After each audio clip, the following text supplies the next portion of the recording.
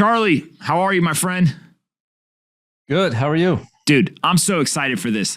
Like all weekend, I was like, all right, I think that I have probably analyzed your tweets more than anyone else on finance Twitter over the last 2 years.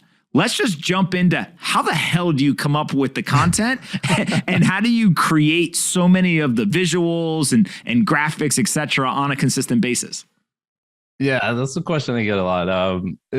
I live it, right? I love markets. I love investing. This is kind of built up over years and years. It's a process of looking at data, trying to make it simpler and trying to educate people and give people context. Right? There's a lot of noise, as you know, in financial markets, a lot of sentiment shifts back and forth and people making bold claims in a lot of different directions. And I just try to give people context and most of the time let people interpret the charts and data the way they want to, right? And just giving people that context could be helpful, especially during times like today, where we have a little bit of volatility in markets. So let's jump into bear markets, which I know that you've spent a lot of time analyzing. Yeah. What is different about the bear market that we're heading into now, maybe even a recession compared to past ones? Yeah, it's a big change. I think anyone who's been investing the last 40 years has kind of seen one kind of Federal Reserve, right? And that response is almost immediate. When S&P is down 10, 15%, you typically start hearing the chatter. They should do something, either send a message that they're going to expand the balance sheet or cut interest rates, some combination thereof. So the last 8 bear markets in the US, we've seen that exact response. We saw it in 2020, of course, with the immediate move down to zero in terms of interest rates, and then the biggest expansion of the balance sheet that we've ever seen. But even before that, in 2018, we saw them immediately stop hiking rates and then start cutting rates and launch another round of QE. So pretty much every bear market, even the 1987 crash, that's really where it started under Alan Greenspan. You've seen the Fed ease into that. Today, very much different situation. The Fed has already hiked rates a few times, and they're expected to continue to hike rates to above 3% by the end of the year. So kind of ignoring that decline in the market. And the reason is because we haven't seen inflation be the threat it is today since the early 1980s. So the last time we had a bear market where the Fed took a hawkish position in the midst of that was under Paul Volcker in the early 1980s. And we're faced with kind of a similar market today, except that the Fed today is so far behind that curve. So when you say that they're behind the curve, one of the things it feels like is they were still, doing asset purchases earlier this year, even though they were talking tough at the exact time. Like, how do you analyze what they're saying versus what they're doing? And is there any kind of frameworks that you've, kind of distilled over time that really helps you separate words from actions? Yeah, it was just an incredible disconnect, right? We saw last year, even if you thought that, heading into 2021, let's say you had the position that inflation wasn't going to be a problem. By the middle of the year, it was pretty clear to everyone that inflation was rising, and particularly in the housing market, we saw month after month of record highs and demand really fueling that. So there was, in my opinion, and I think any reasonable person's opinion, there was no rational reason to continue to buy mortgage bonds last year and into this year with the housing market doing what it did. And 0% rates just made 0 sense last year, given the risk reward of the situation. So their number one job, as a Fed under their mandate, is to control, to have price stability. And, they had the low unemployment rate, so that really wasn't a factor. And they just kind of ignored it. And we find ourselves in the position today where they're behind the curve. And so they have to be, rapidly catching up. So, really the pain that could have been avoided was just that additional excess and upside in terms of the meme stocks and everything else, in terms of people jumping into risk, forced into risky assets. And now we're seeing the other side of that, unfortunately. Why do you think that they continued? Was it they just didn't want to rock the boat? Was it something like politically motivated? Was it just ignorance? What was it? Yeah, I think it's a combination thereof. The politics, the Fed unfortunately has gotten more and more political. I think we've seen that in recent years, and especially with the huge increase in national debt. Right, we added $6 trillion. That didn't happen in a vacuum. That couldn't have happened without the Fed monetizing that and buying a good chunk of that debt and adding it to their balance sheet. So to me, that was really the politicization of the Fed. And the Fed has kind of had this idea that the base case scenario should be easing, and that started under Greenspan, but it really accelerated under Bernanke. And the idea was that easing should always be preferable because we're not really worried about inflation. And if you're not worrying about inflation, why not ease? Why not just make that your base case scenario? Of course, anyone in emerging markets countries can tell you why, right? They've experienced it, and anybody living in the 1970s could tell you why as well. But it was just too far removed from us for that to be a real concern. And so, that pass it on to the next Fed, and same thing with what the government does, pass it on to the next. So we'll continue doing what we're doing until we're really forced to move. And now they're in the position where really they've lost most of the credibility, I believe, that they had. But if they want to retain any credibility here, they have to start moving higher. And it's only because of that they're really being forced to that they're doing so. And so at a certain point here, we'll likely see them flip and go back in the opposite direction. But the optics today are too much for them to just simply ignore, right? We have the lowest consumer confidence in history. We have gas prices above $5 a gallon for the first time in history. You have any number of factors, but inflation is the main reason people are feeling angst, and for good reason. Their wages are not keeping up with the inflation now for 14 consecutive months, and that's a lot. And so the Fed really has to try to at least do something about it. So when you start to look at the data that they are using, obviously CPI is the thing that everyone's been paying attention to for the last year or so. I appreciate the fact that we probably see eye to eye on it's bullshit. Like, there's just no way that the CPI prints appear to be accurate. And can you walk us through like why you don't think the CPI measurement is maybe reflecting what they think it's reflecting? Yeah, the big factor today, I'm not one of these people who think that historically, inflation was 10% and it was really 2%. Certainly it's probably a bit higher than the reported figures if you're going back, let's say 20, 30 years. But I think the big disconnect has been in the past year or so and looking at the housing numbers. And housing, as you know, is the biggest component of CPI. It's what people spend most of their budget on. Over 33% of that index is just in housing. And they just have an antiquated measure, in my view, and they have some justifications for it, of measuring the cost of housing, cost of shelter. We're really, instead of looking at market prices, whether it's rents, which are up 15% over the last year, or housing prices nationally, which are up over 20%, which is the highest increase we've seen year over year on record. They're going around and polling people and asking them what they would rent their homes out for, something called owner's equivalent rent. And when they do that, apparently the answers to those polls are much lower than the actual statistics. So because of that, that 8.6% figure, if we're using, the actual housing inflation that we've seen over the past year, would obviously be well above 10%. So it's just a function, that's the big driver in terms of the index. And maybe, over the long run, that smooths itself out. But, over the past year, that's been just, really underreporting the actual rate of inflation, in the economy. How do you think about the demand for real estate once rates start to increase? We have seen the mortgage rate explode upwards. Is this just a simple supply demand? Hey, demand cools, the rates go up, we should expect real estate prices to fall, and don't make this too complicated and keep it simple? Yeah, I mean, it's not as simple as that, as the stock market, where it reprices very quickly, but it has to impact demand, and we're seeing that already. So the mortgage rate bottomed at 2.65% early 2021.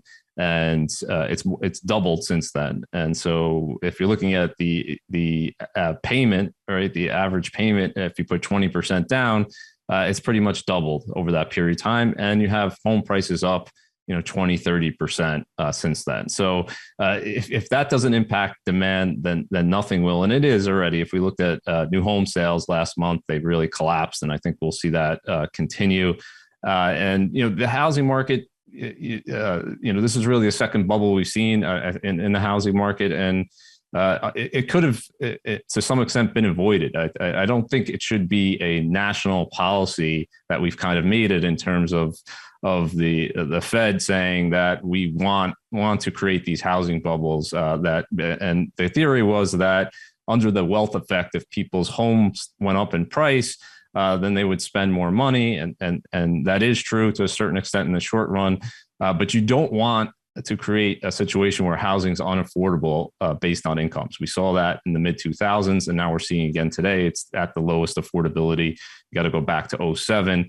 To see that. And that's not good for an economy long run. You want housing to be affordable because it's not a productive good. So driving prices up, ahead of fundamentals for the housing market is bad for everyone, right? It increases your taxes, increases insurance. We've seen all these things go up. So I'm not sure what the thinking is beyond, again, that theoretical concept, which is we just want asset prices to go up so people spend more. I think hopefully people will learn after the housing market comes in here, and we don't have to see a collapse like we did the last time, but you have to see a normalization. You just can't have long-term housing prices stretched in relations to income. It has to give one way or another. Either you loosen lending standards, which we don't want to see, right? We don't want to see go back to having subprime and people only putting a few percent down, or people lying about their incomes. That's one way to avoid the collapse. Or two is we just have to take the medicine and say at 7 times. Home prices are 7 times now above incomes, and that's the highest we've ever seen. And perhaps that's too much, and perhaps we shouldn't pursue that as a goal, as a policy, right? So just letting the market instead of the Fed determine, where housing prices should be. I think that makes sense. Why do we entrust really is a big question, not just for housing, but for the stock market, for the economy in general. Why do we trust that 10 people sitting in a room can determine the most important interest rate in the economy? I'm not sure why we do that, right? We wouldn't do that with food. Where we seem to go to the grocery store and have food each week, and there's not some central planner figuring out, what quantities to put in different amounts and how much to produce, right? The market's driving that. So why should it be different with interest rates? We're really entrusting these people, giving them a lot of responsibility and giving them perhaps the respect that they don't deserve, because based on history, they've gotten it wrong how many times, right? And I'm gonna say I would do any better. Right. But, leaving them to determine what the interest rate should be or when they should buy bonds or not buy bonds. And, it just seems misguided because it's going to lead to a misallocation of capital. Right. You're driving people into asset classes based on that interest rate, that manipulated interest rate, rather than the underlying fundamentals, right, of that sector. So why exactly are stocks crashing right now? Is it because of interest rates and the Fed basically is pushing stock prices down and they don't care how far they fall? That's part of it. I think the interest rate story is more complicated. If you look historically, you go back 100 years and you say, what happens to the stock market when the 10-year yield goes up versus go down? You actually find stocks tend to actually do better during a period of rising rates than falling rates. And there's a number of reasons for that. And, mainly because when you have rates rising, growth is typically improving and earnings are typically improving. And that's typically good for stocks. The situation we're in today is a bit different, of course, because interest rates are rising, not because of growth expectations, but because of inflation expectations. And that tends to be a difficult pill for stocks to swallow. When people are worried about, that pushing the economy into recession. I think that's the fear today. That's what's driving this. I did a poll on Twitter last week asking, do you think the U.S. economy is in a recession or not in a recession? And 59% said, well, we're in a recession already. So whether we are or not, that's only going to be determined in hindsight. And, it's not really helpful at that point, right? The stock market's a leading indicator of that. And so people are feeling that this is a recessionary environment because their wages are not keeping pace with inflation. And at some point, that the expectation then is that they're going to pull back on discretionary spending. That will lead to a slowdown in earnings. You're already seeing margin compression with Walmart and Target and a number of other retailers, and you'd likely see that continue as they can't push the higher cost on to the consumer. So, why are stocks falling? Take your pick, right? We have inflation, interest rate, tightening Fed policy, the war in Ukraine, of course, is a big factor. And some of that is self-inflicted in terms of our foreign policy response to that has only exacerbated the inflationary picture in my view, foolishly. So we have any number of reasons, but of course, that's what's done is done. The question is what's going to happen going forward. And if we look at the history of bear markets, you kind of have this delineation between recessionary bear markets and non-recessionary bear markets, and you tend to see bigger declines, of course, during recessionary bear markets, and they tend to last longer. So if this is a full-fledged recession, not like we saw in 2020, where it was, really a 2-month drop, and then, we threw everything at it, but a more typical recession like we saw in 2008, 2009, or before that, in 2001, you would expect, greater than the current declines today. That doesn't necessarily have to happen, but that would be the kind of base case expectation. We've seen recessions in the past in 1990 where you had stocks decline only 20%. So anything is possible, but why are stocks going down? Again, take your pick. But really, all of those factors in combinations with valuations, of course, were stretched coming into this year. We had the highest valuations on the S&P. You have to go back to the dot-com bubble. And if we looked at the NASDAQ 100, we had, just the highest valuations, again, going back there. So some of it's just mean reversion, right? When you need an impetus for people to sell, and you had these extreme valuations, particularly in high growth area of the market. And a lot of that has mean reverted very quickly so far this year. So, it's not going to be easy from here, even on the short side, because even in bear markets, that's when you tend to see the biggest rallies of all. And so people have to be careful, kind of positioning here from here forward. When you look at the Federal Reserve, at one point, the market was pricing in 300 basis point interest rate by the end of the year, 10 interest rate hikes. There's calls for it to get aggressive. When inflation appeared to have peaked back in March, people said, maybe they won't actually be as aggressive if inflation comes down. What is your expectation given, June of 2022 right now for the Fed through the end of the year? Do they just stay committed to what they're saying they're going to do? Do you see some divergence from that? Yeah, look, it's such an expectations game, right? And we've seen even if you're looking at Fed funds futures, right, they don't predict the future very well. So take all of that with a grain of salt. The Fed's going to react to what goes on in inflation, employment, and the stock market, right? And as we talked about, this is the first time in a long time they've been tightening into a bear market, but thus far it's we're down, I think, a little over 21%, I think 22, I think that as of this morning's lows. Is that enough for them to kind of pause or be dovish? Probably not enough, but if we get to 30-40%, in a few months or later this year, my expectation would be there would be some kind of shift in language. Again, just assuming the Fed is not going to do what Paul Volcker did, and they're not going to kind of push, deliberately push us into a recession in order to bring down inflation. Assuming that's not going to happen, then if those declines continue, it'll likely mean we're in a recession at that point, and then inflation should be at least moderating on its own, going into that. And likely my expectation would be the Fed would at least pause at that point, if not do an about face. So, the Fed likes to use data dependent, and they've proven that it's not so much data dependent, but more so market dependent. But this is a deviation from that. So the Fed will hike 50 basis points this week.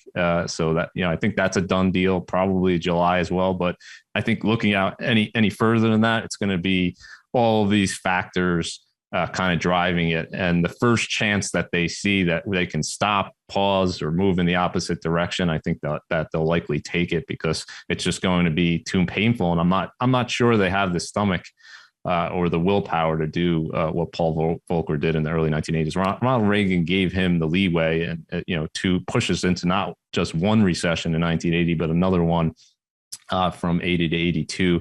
And so I'm not sure as a country we're willing to. We might need to take it, but I'm not sure that the powers that be are going to willingly do that. So we'll see. It'll be interesting. Hopefully they'll do the right thing, right, for the long term and not be short term thinking. And there's no magic number, right, in terms of the Fed funds rate, but they cut it immediately to zero. I think the reasonable question is today is why not? Why are you not treating this as a similar type of crisis on the upside, right? And they could very quickly quell demand. It's probably already coming down, but if why not just rip the Band-Aid off and go 100 basis points for the next few meetings and then see what happens.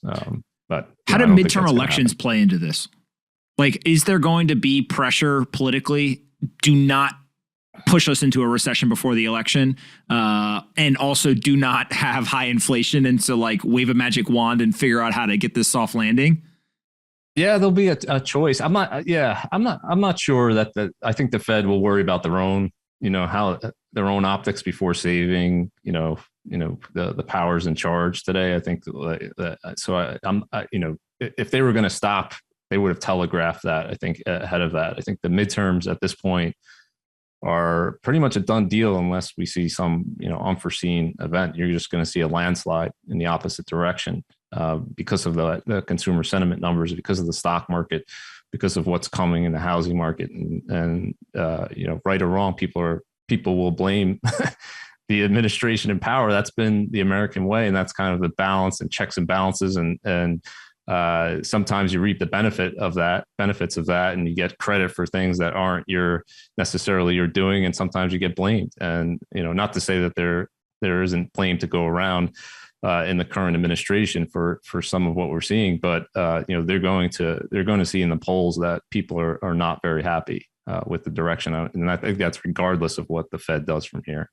Talk to me about wage growth. One of the things that we saw at some point when there was high inflation was, hey, chill out. Inflation's good for you. Like you're going to get paid more money. I think we're now at inflation adjusted average hourly wage is negative for 14 straight months. Explain what's going on with wage growth and inflation, and essentially people are just getting screwed. It's an incredible thing, and what an about face, right? And I'm not sure Powell this week will own up to it, but for months in late 2020, early 2021, he was kind of saying, even if we have inflation, that's a good thing, and it's going to be good for the lower income segment of the population, especially. And I pushed back, and I think others pushed back at that time. The data doesn't support that theory that inflation is good for people with lower incomes, because of course it's going to be a higher percentage of their income when gas prices go up and food prices go up and necessities go up. It's going to hit them the hardest. They also don't have assets, right, which have benefited from the asset price inflation that we've seen. So that's kind of a ridiculous concept that they came up with, but they don't seem to be saying it anymore, thankfully. But what's interesting is that we've seen a really 180-degree shift in terms of the way the American people have felt about inflation. So in 2020, early 2021, it was kind of this idea that even if we're out of inflation, it's only a good thing, right? People are seeing their stock portfolios go up, their housing prices go up, wages were going up for the first time in a long time in a meaningful way, which is of course a great thing, and you want to see that happen. The problem is it was a mirage, right? It's a function of a 40% increase in the money supply and giving out 3 rounds of stimulus and paying people more on unemployment than when they were working. So all of those wage gains, and we've had pretty significant wage gains since early 2020. If we adjust for inflation now, it's actually negative. So I call it a mirage because you're feeling like you're making more money, and you are in nominal terms, but the things that you're buying now have increased by more. So it's a tough pill to swallow, but really we saw a reversal last year and happened much quicker than I thought it would. In terms of a change in the American psyche, I called it. where we went from believing that, free money was free to essentially saying, no, it's not free. There are costs to it. And that's really what stopped the, Build Back Better plan. Joe Manchin really drew a line in the sand, speaking for, the American people, saying, I just can't do it anymore. And that is typically unpopular, saying we're not going to throw more money at something. If 6 months earlier, everyone was happy to do the third stimulus, even though the economy had recovered and earnings recovered. So it was an about face. So really, it's the reality of the situation is kind of revealing itself here, and it's happened much quicker than I thought it would. And unfortunately, it's because inflation has been much higher than I think, and happened much quicker due to the increase in the velocity of money than people thought. And so it's a change in the psyche, and perhaps that'll stay with us for a while, as it did after the 1970s, early 1980s experience, and we'll have a healthy respect for it going forward, that you can't print your way to prosperity, right? You have to have innovation, real economic growth over the long term to improve people's well-being. And we've done that over the last 100 years, but increasing the money supply by 40% and borrowing $6 trillion and sending it out, is not going to, in the short term, it's going to feel like a great thing and you're going to feel wealthier, but it's really mirage, of course, because, eventually that inflation is going to seep into the system. So what's so fascinating about this is everyone talks about the debt. Everyone talks about it. And if you look at, I think global debt to GDP is like 350%. I think US is like 130% off the top of my head. Yep. And there's two ways out. One is like, hey, stop taking on debt and just allow growth at its normal rate. Or the second is get our ass in gear, generate the GDP growth, and like basically build our way out. Unfortunately or fortunately, you, I, and everyone watching this, we have no control over debt, right? No. They're like, and guess what? They have no incentive to stop. So like they're going to continue. Yeah. And neither party, right? Yeah. It's just been going on for 40 years. Yeah. So like we can complain about it, but we can't do anything about it. But the building side, to me, is the single most important thing that we can control. And nobody can wave a magic wand and create, quote unquote, economic growth for an entire economy. But everyone can do their part to try to drive growth on a small scale. And if you add that all up, it leads to it. Yeah. Let's say everyone tomorrow woke up and was like, all right, let's get to work. Can we grow our way out of it? Or is it just we're so overwhelmed by their incentive to take on debt that it is impossible to grow our way out of it? No, I'm a long-term optimist. I guess we've been talking about a lot of negative things here, but no, I'm not going to bet against the American people and innovation and their grit and no, absolutely not. Absolutely can. It's just look at Japan's debt to GDP. We're not over the edge yet. It's not too late. We have a chance to turn this thing around.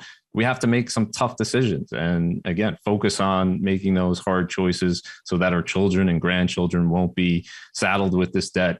And the reason it's not intuitive, right? I think, for people to say, well, what's wrong with it, right? It generates increasing growth, right? In the short run.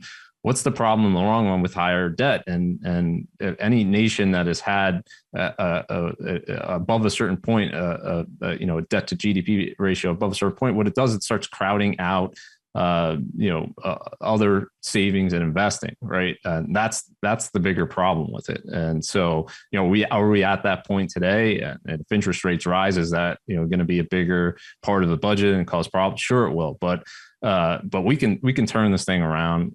We've done it before. We can do it again, but it's not going to come without some pain. So unfortunately, you do need to have corrections and recessions sometimes to clean out the excesses, and we'll come out of this stronger. For sure. I think the American people are going to continue to innovate if you give them the freedoms to innovate and give them the incentives to work hard and create real improvements in products that people want. That's going to be a good thing long term. So the upside of all of this volatility and corrections is if you're a net saver, if you have 20 years or more, any downside of the market should be viewed as an opportunity, right? You're getting the opportunity to buy in at a lower price, and that should lead to better long-term returns. And, in terms of, the macro and the debt levels, as you said, you can't do anything about it. So focus on your business, focus on, doing the best you can. And you kind of have to ignore that noise. But, in some respects, it's going to change come November, right? In terms of, the deficit's already coming down. The money supply last month declined for the first time in 12 years. We had 144 consecutive monthly increases in the money supply. And then we finally had a dip, and I expect that should continue with the Fed starting to unwind their balance sheet. So we're already shifting, we're already moving in the right direction. We just have to keep it going, and a choice will have to be made when the pain is really being felt. Either we do make the hard choices, or we say, this is too tough. Let's just go back to, printing more money, or let's go back to borrowing. And I hope that we don't, choose that route. But, I think there's incentive structures are still there to see what happens. But everyone's got a voice. And I think the Fed is hearing loud and clear that people are not happy with the situation. They're not just going to, for the first time in a long time, people even know what the Fed is and doing, and they care about it because it's affecting, their everyday lives. Right. And so same thing can be said.